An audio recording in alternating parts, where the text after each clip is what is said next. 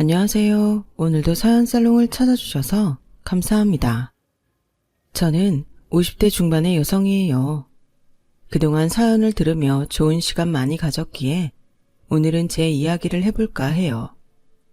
사연을 들려주신 많은 분들이 그랬듯이 저한테도 억장이 무너지던 시간들이 있었거든요. 저희 부모님은 꽤 합리적인 분들이었어요. 남들보다 손해보는 일도 없게 하려고 노력하셨고 내가 노력한 것 이상으로 뭔가 받으려고 하지 않으셨어요.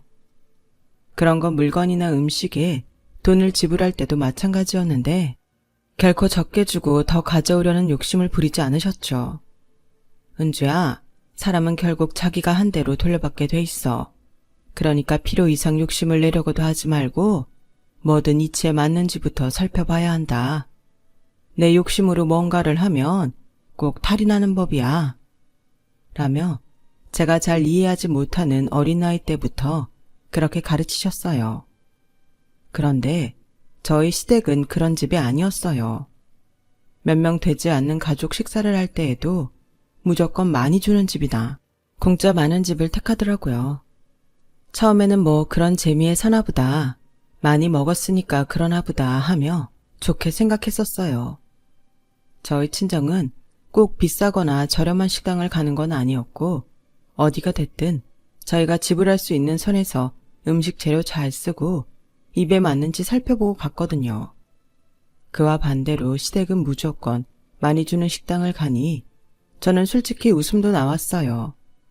그런데 정말 황당했던 건 식당에서 식사를 할 때였어요. 제가 결혼을 하고 처음 가족들끼리 식사를 할 때 무제한 뷔페를 갔는데 딱 둘러봐도 제 입에 맞는 게 몇 가지 없더라고요. 그래서 좋아하는 거 위주로 한 접시에 골고루 담아서 먹었죠. 맛도 그저 그랬고 재료도 썩 좋은 건 아니었어요. 게다가 고기들은 하나같이 너무 질겨서 꼭 고물을 씹는 것 같아 먹는 게 고역이었어요. 그런데 신우가 절 보더니 이러더라고요. 올케, 지금 먹는 꼬라지가 그게 뭐야? 여기 지금 얼마짜린지 알기나 해? 이런 데 오면 먹고 죽자는 마음으로 미친 듯이 퍼다 먹고 또 갖다 먹어야 된다고. 안 그러면 그 돈 들여 올 필요가 없어. 여기 뷔페값 다른 뷔페에 비해 비싼 것도 아니고 먹고 또 먹을 만큼 맛있는 것도 아닌데요.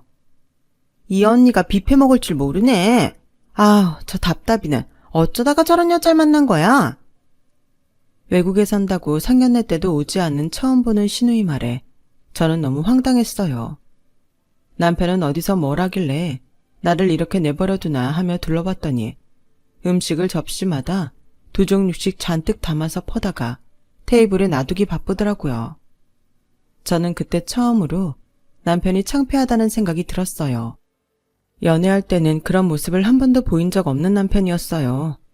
혹시 이 남자 그동안 본성을 숨기고 있었나? 이것 말고도 내가 모르는 모습이 또 있을지도 모르지.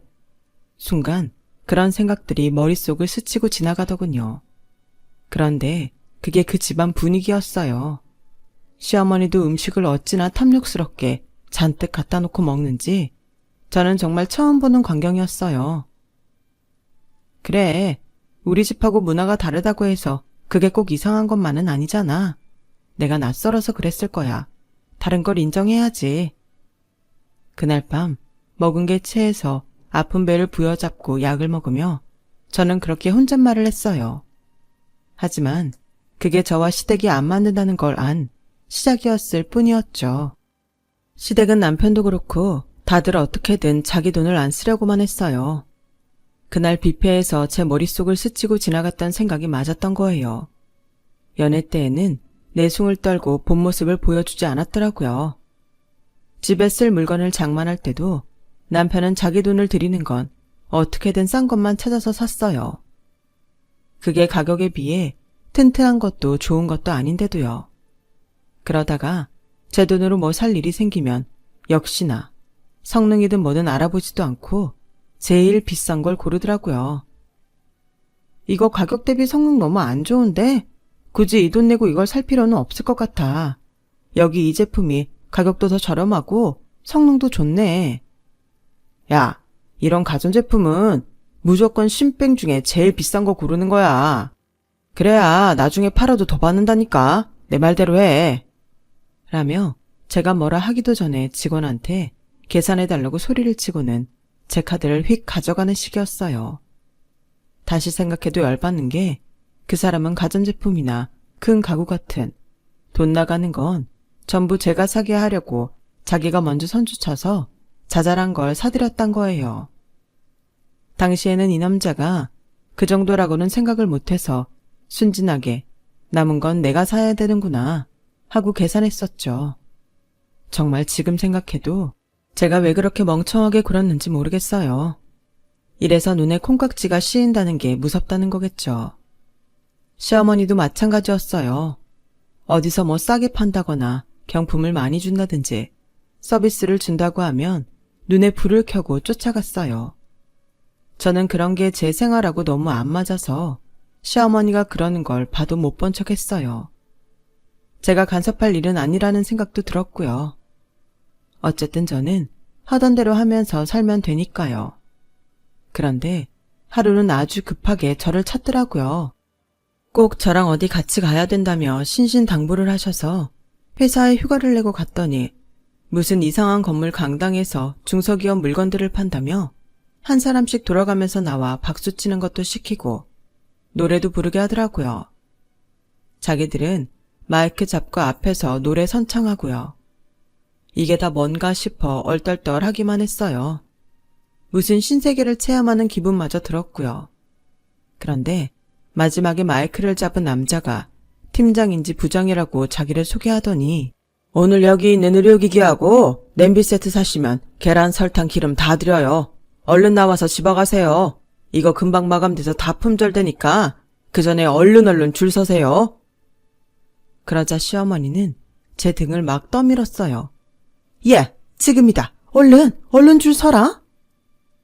저는 영문도 모른 채 줄을 서서 앞에 나갔어요. 제 순서가 되자 직원인 듯 한 사람이 커다랗고 묵직한 박스를 노끈으로 묶어서 제 양손에 하나씩 쥐어주는 거 아니겠어요? 물론 그 전에 카드는 시어머니가 가져가서 계산부터 했고요. 사람들한테 앞뒤로 치이고 밀려서 뭐가 어떻게 돌아가는지도 모르고 물건을 든 채 강당 밖으로 나왔어요.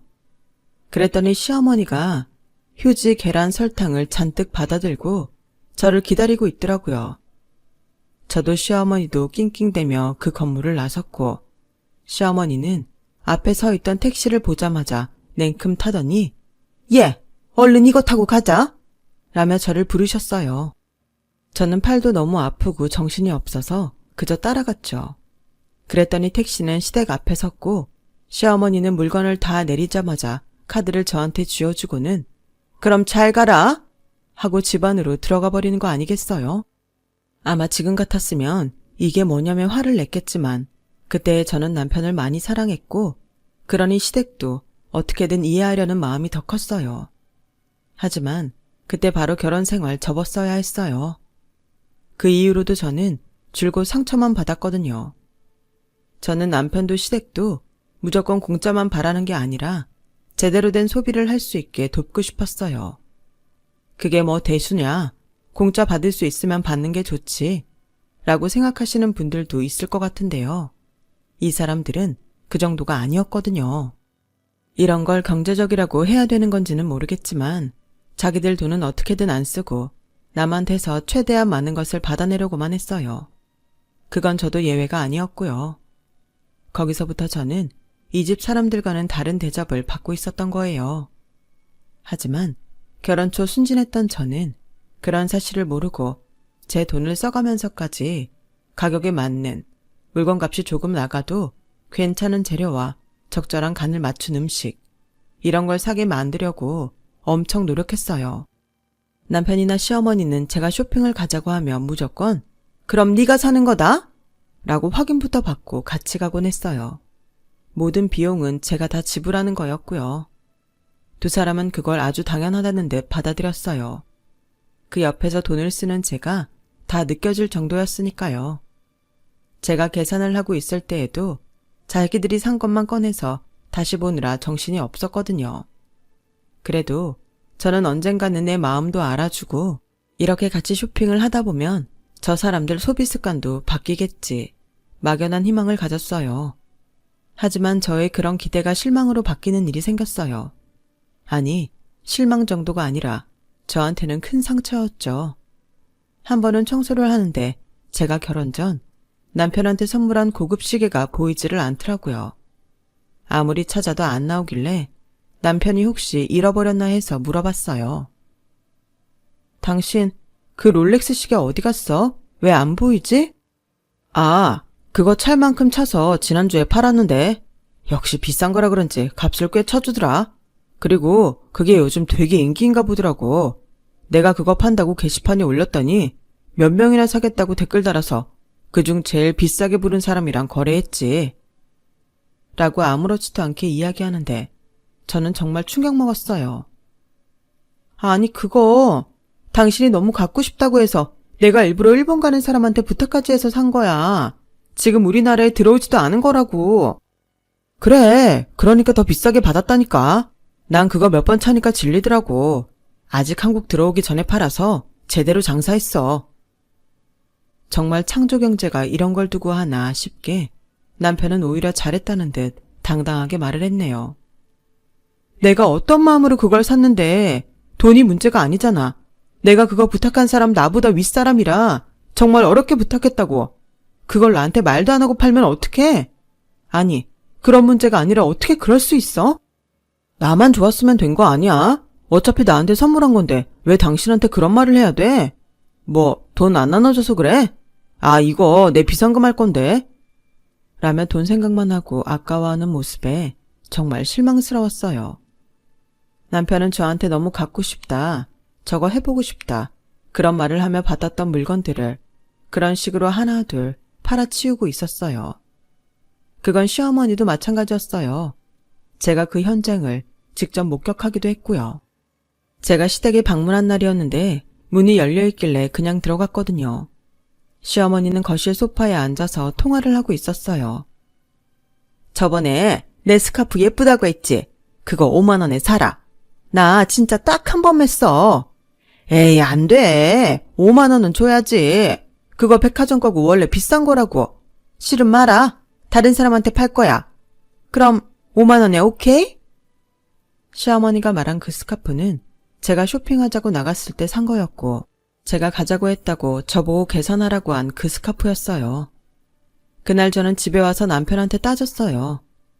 당신도 그렇고 어머니도 그렇고 왜들 그래? 내 돈이 우스워? 내가 사준 선물을 왜 자꾸 팔아? 내가 저번에 시계 판 거 갖고 그러는 건 알겠는데 엄마는 뭐 엄마가 뭘 팔았다는 거야. 나한테 그런 말 없었어. 그럼 전화해서 물어보면 되잖아. 팔았는지 안 팔았는지. 제가 막 몰아붙이자 남편은 별 수 없다는 듯 전화를 하더라고요. 제가 스피커폰으로 하라고 했는데 시어머니는 전화를 받자마자 얘, 우리 팔만한 거 다 팔았지? 니 댁 요새는 왜 쇼핑 가자고 안 하니? 백화점 가서 산 거 몇 번 쓰고 파니까 아주 쏠쏠하고 좋은데? 남편은 머쓱해서 뭐라 말도 못하고 나중에 다시 전화하겠다고 얼버무리고 끊더라고요. 저는 두 사람한테 그나마 있던 정이 떨어지는 기분이었어요. 선물이란 건 상대방의 성이야. 그걸 그런 식으로 팔 생각을 하는 건 사람 성의를 무시하는 것밖에 더 돼? 정말 너무 속상하다. 저는 거기까지만 하고 더는 아무 말도 하지 않았어요. 말한다고 해서 깨달을 것 같지 않더라고요. 그 이후로 저는 두 사람과 쇼핑을 가자고 하지 않았고 시댁에 가져가는 물건들도 점점 성의 표시만 하는 수준으로 변했어요. 시어머니는 남편한테 제가 전화 내용을 다 들었다는 말을 들은 것 같았어요. 전에는 저한테 이거 갖고 싶다 저거 갖고 싶다 그랬는데 제가 시어머니 성에 안 차는 선물을 해도 아무 말도 하지 않았거든요. 남편도 제가 돈을 쓰지 않자 자기 지갑은 완전히 닫아버렸어요. 심지어 퇴근하면서 편의점에 들러 사오는 간식이나 맥주도 딱 자기 것만 사왔으니까요. 제가 어쩌다가 내 것도 하나 사오지 그랬냐고 하니 남편은 당신도 나한테 돈 안 쓰는데 내가 왜? 이제 각자 알아서 쓰자는 거 아니었어? 언제는 뭐 제대로 된 쇼핑을 가르쳐준다는 둥 사람 끌고 다니면서 별거 다 사더니 그것 좀 팔았다고 꽁하게 구는 거 보니 진짜 내가 사람 잘못 봤다 싶네. 아니 그 말을 어떻게 당신이 해? 내가 할 말이지. 저는 갈수록 울분만 찾고 남편하고 점점 같이 있는 게 힘들었어요. 이혼 생각도 몇 번 했지만 당시 저는 아이가 생겨서 그래도 끝을 보지는 말자는 생각을 하고 있었죠. 자기 아이가 태어나면 쓰는 것도 생각하는 것도 달라질지도 모른다는 마지막 기대를 가졌던 것 같아요. 시어머니도 자기 손주한테는 좀 다를 거라 믿었고요. 왜 손주가 자식보다 예쁘고 뭐든 해주고 싶다고 그런 말들 하잖아요. 저도 시어머니가 그 정도 상식은 있을 거라고 생각했어요. 하지만 그것마저 제가 틀렸더라고요. 아이가 태어난 후 정말 제 마음이 완전히 돌아서는 일이 생겼거든요. 아이를 낳고 누워있는 제게 보낸 것들이 죄다 어디서 증정품으로 받은 것들이더라고요. 어떻게 아냐고요? 물건이 들어있는 박스마다 전부 증정품이라고 찍혀 있었거든요. 살튼데 바르는 로션은 유통기한이 지난 것도 있었고요. 거기까지는 원래 그런 사람이니 어련하겠냐 할 수 있어요. 그런데 결정적으로 화가 난 건 아이한테 입히는 베넷 저고리가 누렇게 발에 있는 거였어요. 그것뿐 아니라 손싸개 하고 아기 딸랑이를 보냈는데 손싸개는 딱 봐도 몇 번이나 빨아서 올이 풀려 있었고 딸랑이는 손잡이에 있는 무늬가 다 벗겨져 있었어요. 저는 너무 화가 나서 시어머니가 오시자마자 단 한마디 했어요. 어머니, 이건 좀 아닌 것 같아요. 어머니가 돈 안 쓰시는 건 알지만 어떻게 첫 아이 선물을 남이 쓰던 게 확 보이는 걸 주세요. 애가 가지고 놀 장난감 같은 건 그럴 수 있어요. 근데 손싸개 좀 보세요. 이거 올 다 풀렸잖아요. 베넷 쪼고리를 어떻게 다 누래진 걸 주실 수 있어요. 예, 그거 네 시누이가 애 키울 때 쓰던 거야. 이래 보여도 다 미국 거야. 베넷 쪼고리는 내가 잘 골라온다고 했는데 어쩌다 그런 게 걸렸네. 아니 어머니, 미국 거보다 더한 거라도 그렇죠. 세상에 이제 태어난 아이한테 어떻게 이런 걸 주세요. 저한테 그러신 건 그러려니 하지만요. 그래도 어머니 손주잖아요. 어머니는 선물로 저런 거 받아보셨어요? 제가 돈 내는 건 뭐든 제일 비싼 거 고르시잖아요. 알았다. 마음에 안 들면 어쩔 수 없지. 그래도 난 하느라고 했는데 생각이 짧았나 보구나. 정말 몸도 아프고 힘도 없어서 저런 말 때문에 속에서 열불이 터져도 꼼짝할 수 없는 제가 원망스러웠어요. 어쩌자고 이런 사람들과 연을 맺었나 후회해봤지만 소용없었죠. 그래도 제 말에 시어머니가 좀 반성을 하나 싶었는데 절대 아니었어요. 이틀 후 다시 오신 시어머니는 예, 내가 땡땡건설 대표 사모님을 좀 알거든? 그분은 있잖아. 자기 며느리 첫 아이 낳았을 때 자원을 아껴야 된다고 전부 중고품으로 장난감도 사주고 유모차도 사줬다더라. 아이가 아무것도 모르는 것 같지만 부모가 검소하고 절약해서 키우면 그게 몸에 밴다고 하더라고. 어른들이 하는 건 다 그런 깊은 뜻이 있는 건데 너는 남 안 낳은 아들이라도 낳은 것처럼 그렇게 새 물건 타령을 하냐. 네가 평소에 씀씀이가 남다른 건 알고 있는데 애한테까지 그런 사치 않은 버릇 물려주면 안 된다. 이제부터라도 아껴 써. 시어머니는 완전히 선을 넘어버렸어요. 그동안 원래 그런 분위기에서 살았으니 마음에 안 들어도 참아야 된다고 생각했어요. 하지만 이제는 아니었어요. 어머니, 저 물건 하나 살 때 굉장히 꼼꼼히 보고 가격이 합리적인지 다 따져봐요. 저는 아끼는 걸 뭐라고 하지 않아요. 중고 물건이요. 저도 깨끗하고 괜찮은 거, 쓸만한 건 사요. 그런데 이건 그거랑은 다르잖아요. 이 손싸개 몇 번이나 쓸 수 있을 것 같으세요? 이렇게 누렇고 빨아도 냄새도 안 빠지는 베넷 쪼그리를 어떻게 입혀요? 딸랑이는 곧 방울도 떨어지게 생겼어요. 이건 중고가 아니고 형님이 버리는 걸 여기로 가져오신 거잖아요. 전 이런 거 우리 애한테 안 쓸 거예요. 어머님이 보시기에는 남들보다 나을 거 없는 손자여도 저한테는 세상에 하나밖에 없는 귀한 아들이에요. 어머니도 그 사람 그런 마음으로 키우셨을 텐데 아니에요? 그러니까 이거 전부 도로 가져가시던가 아니면 알아서 버려주세요. 이제부터는 어머니한테 보내드리는 돈 남편 월급으로만 할 거예요. 지금까지는 다 제 돈으로 했잖아요. 그런데 저도 이제 돈 좀 아껴보려고요. 아껴 쓰라고 하셨잖아요. 제 돈으로는 어머니가 가져오신 것처럼 증정품이나 사은품 받은 거 아니면 중고로 나온 거 사서 보내드릴게요. 제가 세게 나오자 시어머니는 당황했는지 더 이상 아무 말 못하고 집으로 돌아가셨어요. 그런데 제가 산후조리원에서 나오자마자 시어머니는 저희 집에 오시더니 이러시더라고요. 얘, 너 일하느라 많이 바쁘잖아. 그러니까 애는 내가 봐줄게. 넌 남한테 줄 돈 나한테 주면 되니까 너 좋고 나 좋고 한 거 아니니? 할머니가 직접 봐주는 게 아이한테도 훨씬 좋을 테고. 어떠냐? 괜찮지? 나도 우리 손자인데 뭐 많이 받겠니? 내가 정말 싸게 한 달에 400만 원만 받으마. 어머니, 저희 친정 엄마는요, 공짜로 봐주시겠다고 하셨어요. 물론 제가 거절했지만요. 평생 저 키우느라 힘드셨는데 노년에 그런 짐 지워드리기 싫으니까요. 그런데 400만 원이라뇨. 그게 싼 거라고요. 어머니 저한테 오셔서 몸 조심해라, 몸 상하지 않게 해라, 그런 말씀 한 번이라도 하셨어요? 어떻게 제 얼굴 보자마자 돈 얘기부터 하세요? 이게 친정하고 시댁이 다른 건가 본데 아무리 그래도 정말 너무너무 섭섭하네요. 솔직히 말해서 시어머니도 남편도 제가 산후조리원에 들어갈 때 돈 한 푼 보태주지 않았어요. 제가 저금해 놓은 거하고 친정 부모님이 내주신 걸로 썼죠. 아이한테 하는 것도 그랬어요. 남편도 그때까지 뭐 하나 제대로 된 걸 사가지고 오지 않았어요. 그렇게 제가 못 들은 걸로 하겠다, 없던 일로 하자고 이야기를 마무리했고 시어머니는 별 수 없이 돌아갔어요.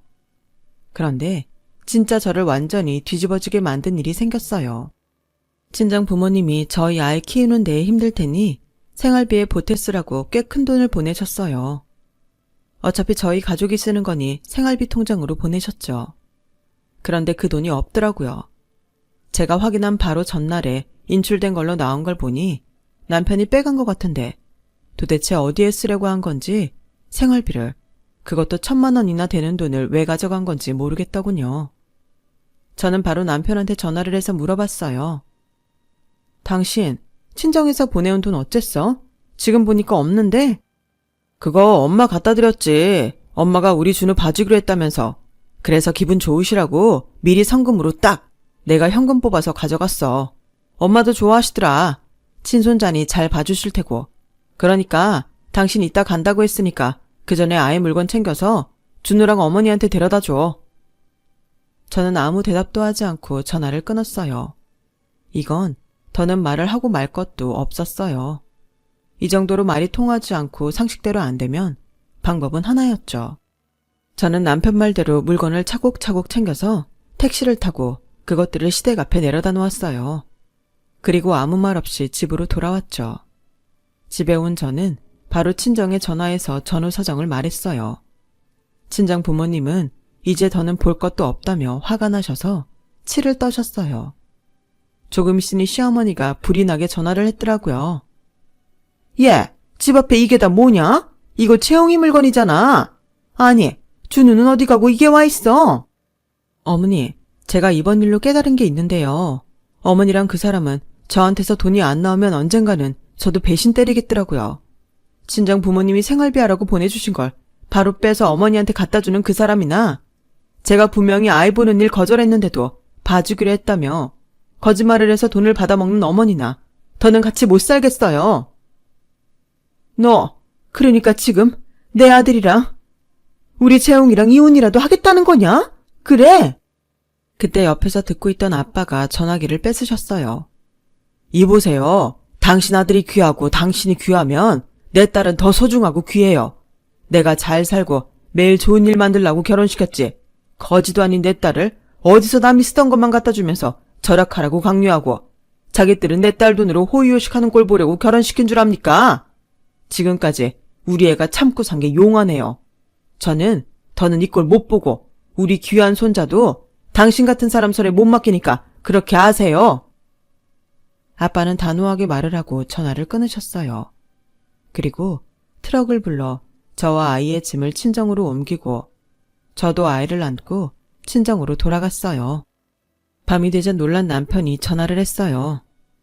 당신 이게 다 뭐야? 집은 다 텅 비었고 내 집은 엄마한테 가 있네?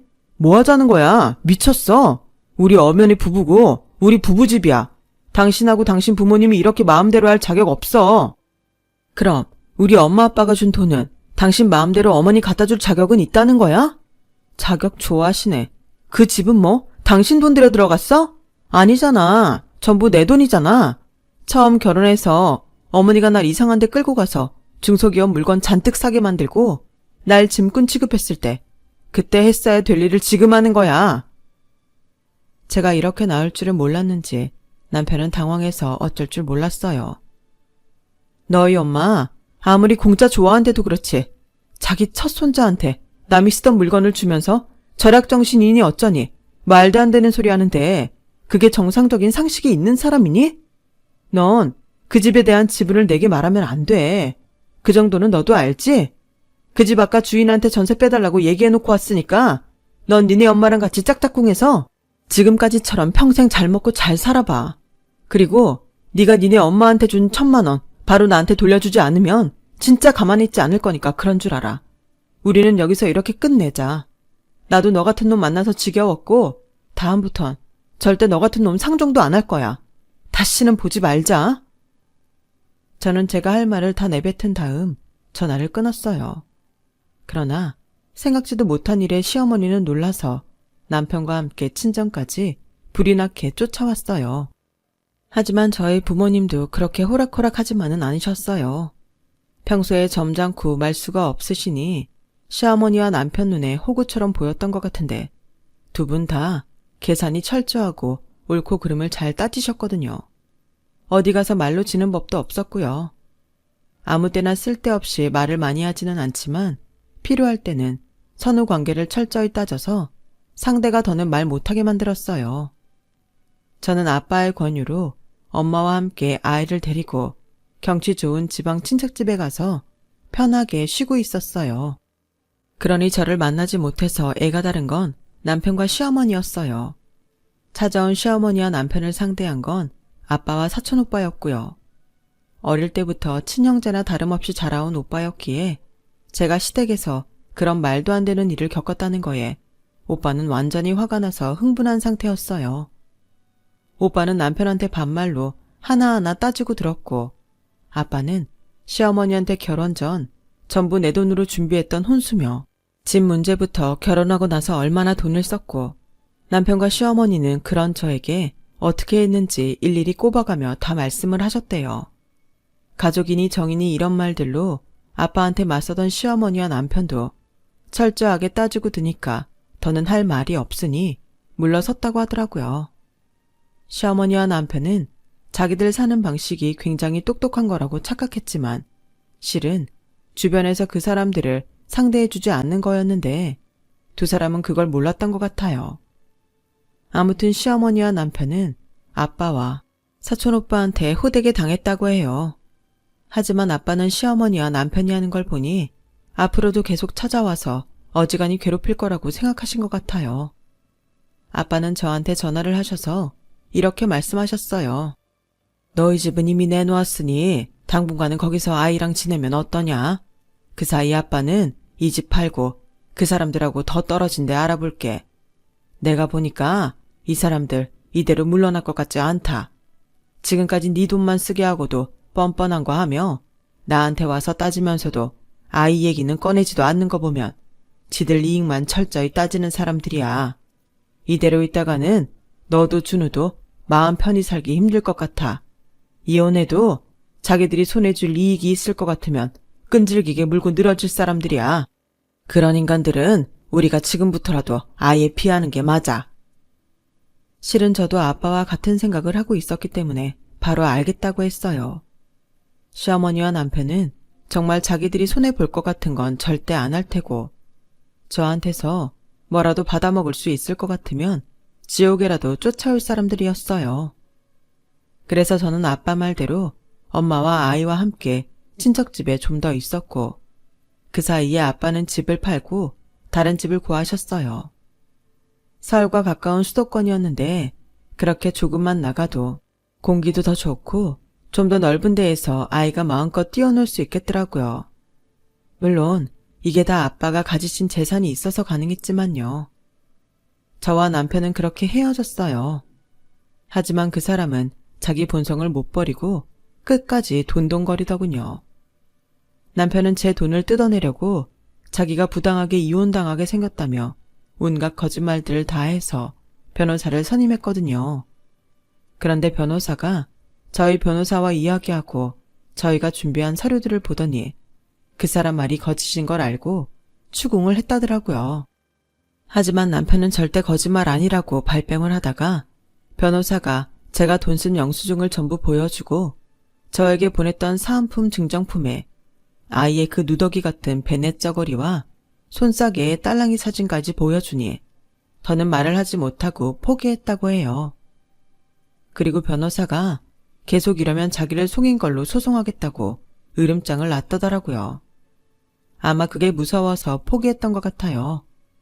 그러면서도 끝까지 자기 잘난 척은 하더군요. 이혼 소송 안 하는 거 절대 네 말이 맞아서 그런 거 아니야. 내가 준우 앞날 생각해서 엄마 힘들지 말라고 봐주는 거야. 소송 같은 거 하면 얼마나 스트레스 받고 몸에 안 좋은데. 그러니까 내가 마지막으로 이렇게 배려를 베푸는 거야. 그리고 내가 마지막으로 너한테 충고하는데 그렇게 돈 막 쓰고 살지 마. 내가 소송 건다고 하면 그냥 내가 원하는 돈만 주면 되지. 어떻게 그렇게 어마무시하게 비싼 변호사를 쓸 생각을 하냐? 참 가만 보면 너나 니네 집 식구들은 돈 무서운 줄 모르더라. 그래, 너랑 니네 엄마는 니네 돈을 무서워하고 남의 돈 무서워하지 않으면서 계속 그렇게 살아봐. 주변에 사람이 나만 하나. 어디 한번 니네 회사 아무나 붙잡고 너 어떻게 생각하는지 물어봐. 다들 답 안 하거나 좀 바른 말 하는 사람이면 네가 어떤 놈인지 바로 알려줄 테니까. 그렇게 저와 남편은 합의 이혼을 하게 됐어요. 아이의 양육권은 물론 제가 갖게 됐고요. 남편은 위자료와는 별도로 매달 양육비를 보내야 했지만 제가 양육비는 받지 않겠다고 했어요. 그 돈 매달 보내는 걸로 그 사람하고 계속 얽히는 것도 싫었고 혹시라도 나중에 그걸 빌미 삼아 저희 모자 발목을 잡을지도 모른다는 생각이 들었거든요. 충분히 그러고도 남을 사람들이었고요. 저는 이렇게까지 치사한 사람을 제 남편이라고 같이 살아왔던 게 너무 화가 났고 후회도 많이 됐어요. 어떻게 그렇게 사람 보는 눈이 없었는지 모르겠네요. 지금은 다행히 남편 쪽과는 완전히 연락 두절 상태로 지내고 있어요. 아이는 건강하게 잘 자라줘서 지금은 어엿한 대학생이 되었어요. 어릴 때부터 얼마나 귀엽고 예쁜 짓을 많이 했는지 부모님은 엄청 많이 사랑해주면서 저와 같이 키워주셨죠. 제가 이혼을 결심한 이유 중 가장 큰 건 우리 아들이 시댁 영향받아서 그렇게 자기 돈 안 쓰고 남한테 패기치며 사는 사람이 될까 봐서였어요. 주변 환경이 사람을 만든다고 아이가 그런 환경에서 자라면 자연스럽게 몸에 배고 그러면 사회생활 하는데도 많이 힘들 테니까요. 누가 저런 사람을 좋아하고 자기 친구를 삼고 싶겠어요. 저는 아이 교육 때문이라도 남편 집하고는 꼭 연을 끊어야겠다고 결심했었는데 다행히 아이는 저와 친정 부모님 밑에서 좋은 점들을 배우며 성실하고 합리적인 사람으로 잘 자라줬어요. 제가 바라는 대로의 아들로 커줘서 얼마나 감사한지 몰라요. 부모님은 제가 젊을 때에는 아이를 대신 키워줄 테니 다른 남자를 만나보라고 많이 권하셨어요. 싱글맘, 이혼녀를 보는 시선이 지금도 그렇지만 그때에는 더 따갑고 힘들었거든요. 하지만 저는 또 그런 남자를 만날까봐 몸서리가 처지기도 했고 혹시라도 그게 아이한테 상처가 될까봐 선뜻 만날 수는 없더라고요. 그렇게 세월이 지나고 났는데 몇 년 전에 저에게도 정말 좋은 인연이 나타났지 뭐예요. 얼마나 좋은 남자인지 정말 인격도 훌륭했고 무엇보다 아이한테 다정하고 참 좋은 사람이에요. 저는 그래도 아들이 고등학생이고 상처받을 것 같아서 조심스러워서 결혼만은 하지 말자고 했지만 오히려 아들이 나서서 결혼하라고 밀어줬네요. 엄마, 지금까지 나 위해서 앞만 보고 살았잖아. 내가 어디서 봤는데 다른 남자를 만나야 전에 만났던 남자도 잊혀지는 거래. 난 친아빠, 아빠라고 생각도 안 하고 있고 엄마가 만나는 그 아저씨 정말 좋은 것 같아. 그러니까 엄마도 이제 좋은 짝 만나서 행복하게 살아. 어른스러운 아들의 말에 언제 이렇게 컸나 싶어서 정말 눈물이 절로 나왔어요. 그렇게 저는 그 사람과 결혼을 해서 지금은 아들하고 그 사람하고 오순도순 잘 살고 있답니다. 친정 아빠는 얼마 전 돌아가셨고 엄마는 저희와 가까운 데 살면서 시간 나면 저랑 같이 여행도 다니고 쇼핑도 다니고 그러세요. 아직 건강하시니 건강하실 때 더 좋은 데도 많이 가고 맛있는 것도 많이 사드리고 싶네요. 제 이야기는 여기까지예요. 들어주신 모든 분들 행복하시고 매일 건강하시고 좋은 일만 생기시길 바랄게요. 감사합니다. 여러분, 사연 댓글에 응원과 현명한 조언 부탁드려요. 좋아요와 구독은 저에게 큰 힘이 됩니다. 오늘도 좋은 일 가득하세요.